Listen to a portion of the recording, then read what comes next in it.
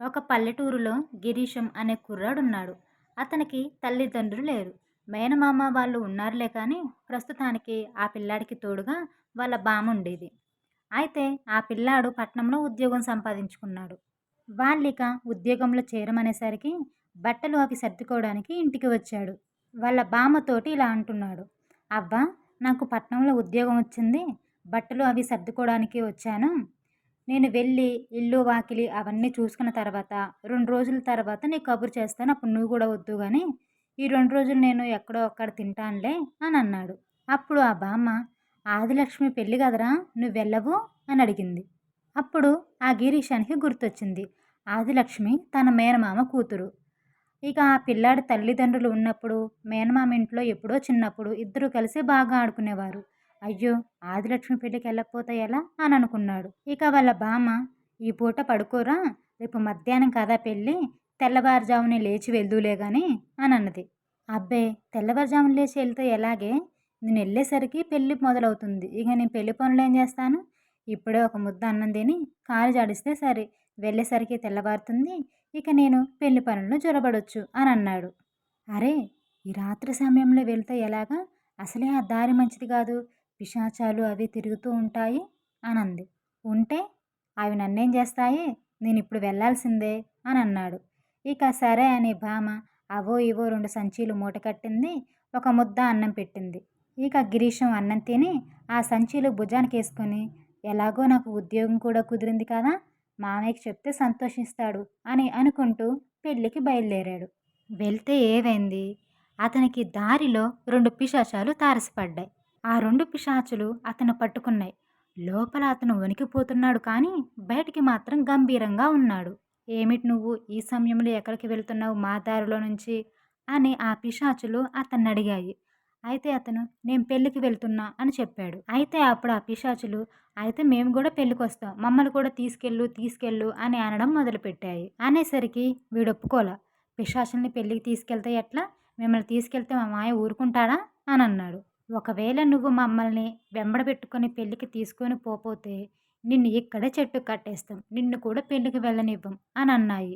ఇక అతను నిన్ను పెళ్ళికి వెళ్ళకపోతే ఎలా అని బాగా ఆలోచించి, సరే పదండి, అక్కడ మాత్రం మీరు ఏం అల్లరి చేయొద్దు, మీరున్నట్టు మా మావయ్యకి ఏం తెలియనివ్వకండి, ఎవరికి కనిపించకండి అని అన్నాడు.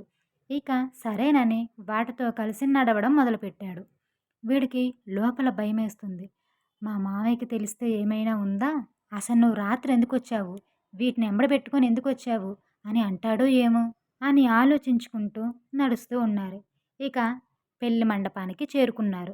ఇక వాళ్ళ మామయ్య చూసి, అరే ఏంట్రా చెమటలు కక్కుతున్నావు, నడిసొచ్చేసరికా ఏంటి గడగడలాడుతున్నావు అని అడిగాడు. అవును మావయ్య, నడిసొచ్చాను కదా, కొంచెం లోపల దడగా ఉందని చెప్పాడు. సరే పైన గదులు ఖాళీగా ఉన్నాయి, వెళ్ళి పడుకోపో అన్నాడు. ఇక ఆ గిరీశం లోపలికెళ్ళి పడుకున్నాడు. ఇక ఆ 2 పిశాచులు రూపాలు మార్చుకొని మండపంలో తిరుగుతూ ఉన్నాయి. మొదటి పిశాచి ఏం చేసింది, పెళ్ళికూతురి గదిలోకి వెళ్ళి అబ్బాయి వాళ్ళ అమ్మగా వేషం వేసుకొని వెళ్ళింది. లోపల పెళ్లి కూతుర్ని గౌరి పూజకి తయారు చేస్తున్నారు. ఇక ఇది లోపలికెళ్ళి, ఏది మీరు చేసిన సారేది చూపించండి అని అడిగింది. ఇక అక్కడున్న వాళ్ళు చేసిన సారె అంటే బూందీ లడ్డు, అరిసెలు, ఇలా నిల్వ ఉండే పదార్థాలన్నీ చూపించారు. అయితే ఈ భూతమేమంది, అదేంటి పులిహోర పాయసం అవి చేయించలేదా అని అడిగింది. పాయసం పులిహోర ఎందుకండి సారెలోకి, అవి పాడైపోతాయి కదా అని అన్నారు. అయితే అదేమంది, అవును పాడైపోతాయి, మా ఇళ్లల్లో పెళ్ళికూతురు ఇంటికొచ్చిన తర్వాత ఆ పులిసిపోయినవి పాడైపోయినవి ఉంటాయి కదా, అవే తినిపిస్తాము అని అంది. పులిహోర పాయసం చేయించండి, మీరు చేసిన అరిసెలు లడ్డూలు ఇవి పులిసిపోవడానికి 15 రోజులు పడతాయి, అప్పటి వరకు ఈ పులిహోర పాయసం ఉంటుంది కదా, అవి రోజు కొద్ది కొద్దిగా తినిపిస్తాము, అదే మా ఆచారం అని అంది. ఇక ఈ పూజలో కూర్చున్న పెళ్ళికూతురికి ఈ పాడైపోయిని తినాలి అన్న ఊహొచ్చి ఒక్కసారే వాంతి చేసుకుంది. ఇక ఆ పిశాచి, ఇదేంటి ఈ పిల్ల పెళ్ళనంగానే వాంతి చేసుకుంటుంది అని అంది. ఇక అక్కడి నుంచి ఆ పిశాచి, ఈ చీరేమిటి, ఈ నగలేమిటి, ఈ మండపం ఏమిటి అని ఎన్ని మాటలు మాట్లాడిందో, ఇలా ఎన్ని వంకలు పెట్టిందో. ఇక ఈ పెళ్లి కూతురు పూల జడ అవి పీకేసి, నాకు ఈ పెళ్ళొద్దు, ఆవిటేంటి అలా పిశాచిలా ఉంది అని ఏడుస్తూ ఉంది. ఇక అందరూ, అదేమిటి అలా అంటావు, ఆవిడేదో వయసు మళ్ళినామా అలానే అంటుంది, నువ్వేం పట్టించుకోకులే అని బ్రతిమలాడుతూ ఉన్నారు.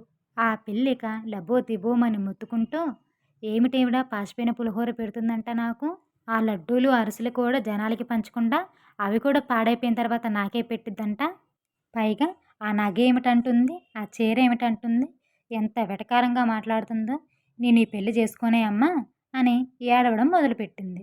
ఇక ఈలోపు ముసలివాళ్ళొచ్చి, ఏమిటో ఇలా ఏడుస్తున్నావు, పెళ్ళంటేనే ఆడపిల్లకి భయమేస్తుంది అని ఆ తల్లిని ఒక కసురు కసిరి ఆ పిల్లని తీసుకొచ్చి పూజలో కూర్చోబెట్టారు.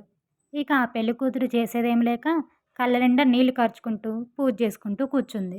ఇక ఈ రెండో పిశాచి ఏం చేసింది, పెళ్లి కూతురు వేషం వేసుకొని పెళ్లి కొడుకు వాళ్ళకి విడిదిల్లు ఇస్తారు కదా, ఆ విడిదింట్లోకి వెళ్ళింది. సమయం ఇంకా తెల్లవారుజామునే అవుతుంది.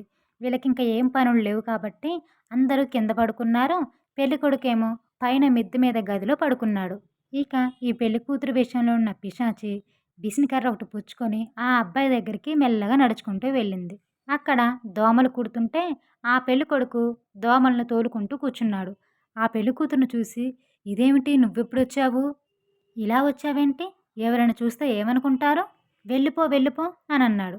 చూస్తే ఏమనుకుంటారులే, నిన్నొకసారి చూడాలనిపించి వచ్చాను అని అంది ఆ పిశాచి. ఎంత చక్కగా తయారయ్యా అనంది. ఏమిటి తయారయ్యేది, మీ ఊరంతా దోమలే అని అన్నాడు. ఇక ఆ పెళ్లి కూతురు విస్నికర్ర తీసుకొని పిల్లగాడి మీద ఒక్కటేసింది.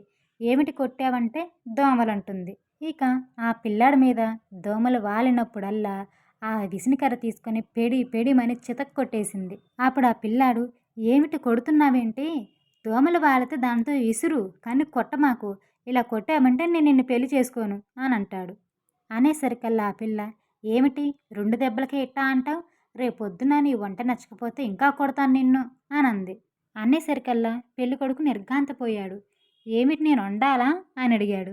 మరి నువ్వు వండకపోతే నేను వండాలా, మా ఇంట్లో వాళ్ళంతా మగవాళ్ళే వండుతారు అని అంది. ఒకవేళ ఆ వంట నాకు నచ్చకపోతే అప్పుడు నిన్ను కొడతాను నేను, అందుకే ఇప్పుడు నీకు అలవాటుగా నిన్ను కొడుతున్నాను అని ఆ పిల్లాన్ని చితక్ కొట్టేసింది. ఇక వాడు లబో దిబోమని మొత్తుకుంటున్నాడు. ఇక వాడి గోలకి వాళ్ళ అమ్మ అక్క అందరూ వచ్చారు. ఈ పెళ్లి కూతురు ఎవరికీ కనిపించకుండా అక్కడి నుంచి వెళ్ళిపోయింది. ఏమిట్రా అలా అరుస్తున్నావు అని అంటే, అమ్మ ఆదిలక్ష్మి లేదు, అదొచ్చిందమ్మా అని అన్నాడు. అది రావటం ఏంట్రా, అది అక్కడ పూజలో కూర్చుంటేను, నువ్వింక తెవులు నీళ్లు పోసుకుందువు గాని అని వాళ్ళ అమ్మ కసిరింది. కాదే అమ్మ అదే వచ్చింది, చూడు నన్ను ఒళ్ళంతా ఎట్ట చితక్కొట్టేసిందో అని అన్నాడు. ఇక దీపం పెట్టి చూసేసరికి ఏముంది, ఒళ్ళంతా ఎర్రగా ఇంత పెద్ద పెద్ద గాయాలు కనపడుతున్నాయి. వీపు మీద కూడా కొట్టిందమ్మా, ఒళ్ళంతా ఒకటే మంటలు, అది పెద్ద పిశాచిలాగుంది, నాకు ఈ పెళ్ళొద్దు, నేను దాన్ని చేసుకోనమ్మా అని అన్నాడు. ఈలోపు తెల్లవారింది కదా, పెళ్ళికొడుకు వాళ్ళు లేచారో లేవలేదో అని పెళ్ళికూతురు మేనమామ ఇద్దరు ఆడవాళ్ళు కుంకుమ బొట్లు వేడి నీళ్లు పుచ్చుకొని వస్తున్నారు. ఈ పెళ్ళికొడుకు అది పిశాచమ్మ నాకొద్దు అన్న మాటలు వీళ్ళకి వినిపించాయి. అయ్యో అయ్యో ఏమిటి ఇలా అంటున్నాడు అని అనుకొని వీళ్ళతో పాటు వచ్చిన ఒక కుర్రాడు పరిగెత్తుకుంటూ వెళ్ళి పెళ్ళికొడుకు పెళ్ళికూతురిని పెళ్లి చేసుకోడంట అని అక్కడ చెప్పేశాడు. ఈలోపు పెళ్ళికూతురు కూడా ఏడుస్తూ కూర్చుంది. ఆ పెళ్ళికూతురి మేనమామ పిల్లలు ఇద్దరు వచ్చి, ఏమిటి వదిన ఏడుస్తున్నావు అని అంటే, ఆ పెళ్ళికొడుకమ్మ పెద్ద రాకాసిలాగా ఉందే, పెద్ద పిశాచిలాగా ఉంది, నాకేదో పాసిపోయిన పులిహోర పెడుతుందంట, ఈ పెళ్ళి నేను చేసుకోనే అని అంది. ఇక ఈ ఇద్దరి పిల్లల్లో ఒక పిల్ల కిందికి వెళ్ళి, ఈ పెళ్లి కూతురు కూడా పెళ్లి చేసుకుని ఉంటుంది అహో అని చెప్పడం మొదలుపెట్టింది. ఇక ఈ కబురు వెళ్ళి పెళ్ళికొడుకు వాళ్ళకి తెలిసింది. పెళ్ళికూతురు కూడా పెళ్లి చేసుకుని అంటుంది, అత్తగారేమో పిశాచంట అని అనుకుంటున్నారు అని తెలిసింది. ఆ పెళ్ళికొడుకు తల్లి నిర్ఘాంతపోయింది. నేను పిశాచినేంటి, నేనక్కడికి ఎందుకు వెళ్ళాను అని ఆశ్చర్యపోతూ ఉంది. ఇక అంతా గందరగోళంగా అయిపోయింది. ఇక ఈ పెళ్లి కూతురిల్లు విడిదిల్లు రెండు ఎదురెదురుగా కావడం వల్ల అందరూ ఒక దగ్గరకు వచ్చి మాట్లాడుకుంటున్నారు. మొత్తం గందరగోళంగా ఉంది. ఇక ఇంతలో ఏమైంది, మేనమామకి గిరీశం గుర్తొచ్చాడు. వాడు రాత్రివేళొచ్చాడు వణుక్కుంటూ, జ్వరం అది ఇది అన్నాడు. ఈ పెళ్లి హడావిడిలో పడి నేను వైద్యుడికి కూడా చూపించలేదు, వాడు ఎక్కడున్నాడు అసలు, ఏది ఏది అని అడిగితే వాడు గదిలో వణుక్కుంటూ కూర్చున్నాడు. ఇక ఇతను వెతుక్కుంటూ వెళ్ళేసరికి గదిలో గజగజ వణుకుతూ గిరీశం కనపడ్డాడు. మావయ్య నన్ను క్షమించు, నేను దారిలో వస్తుంటే నాకు 2 పిశాచాలు ఎదురయ్యాయి, నేను వాటిని వెంబడబెట్టుకొని వచ్చాను, ఆ 2 ఇద్దరు ఆడవేషాల్లో వచ్చినాయి అని చెప్పగానే ఇక మేనమామకి అంతా అర్థమైపోయింది. ఒక పిశాచం అక్కడికి, ఒక పిశాచం ఇక్కడికి వచ్చి ఈ తంతంతా ఇలా జరిపించినియి అని అనుకోని కిందికి వెళ్ళి, "అరే! ఆంజనేయ స్వామి విగ్రహం పైన ఎక్కడో ఉంది పట్టుకురండ్రా! ఒకసారి భజన చేద్దాం." వాళ్ళింట్లో ఒక ఆంజనేయ స్వామి విగ్రహం ఉంది.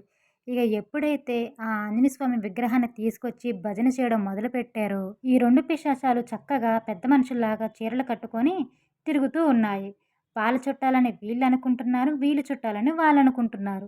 ఇక ఆ భజన చేయగానే వీళ్ళిద్దరికీ ఒళ్ళంతా మంటలు పుట్టి కేకలు వేసుకుంటూ గుమ్మంలో నుంచి బయటికి వెళ్ళి ఎగిరిపోయాయి. ఇక ఆ పిశాచులు వెళ్ళిపోయాక ఇద్దరు ఎదురు బెదురు కూర్చొని పెళ్లి కూతురు అసలు విడిదింటికి రాలేదని ఈ అత్తగారికి కొంచెం నత్తుంది. ఆమె చాలా అమాయకురాలు. ఆమె కూడా వచ్చి ఇలా మాట్లాడలేదని, ఈ జరిగిన తంతు మొత్తం ఈ పిశాచుల వల్లే జరిగింది అని ఒకరికొకరు అర్థం చేసుకొని లక్షణంగా పెళ్లి చేశారు. ఇక ఆ ఊరు పూజారి గారితో ఒక తాయెత్తు ఈ గిరీశానికి కట్టించారు. మళ్ళీ వెళ్ళేటప్పుడు ఆ పిశాచులు వెంట పడకూడదని. ఇక పెళ్ళైన 2 రోజుల తర్వాత ఈ గిరీశం ఇక్కడి నుంచి వెళ్ళి ఉద్యోగంలో చేరుకున్నాడు. ఈ స్టోరీ మీకు ఎలా అనిపించింది? నచ్చితే లైక్ చేయండి. ఇంకా మరిన్ని మోరల్ స్టోరీస్ కోసం మా ఛానల్‌ని సబ్స్క్రైబ్ చేయండి.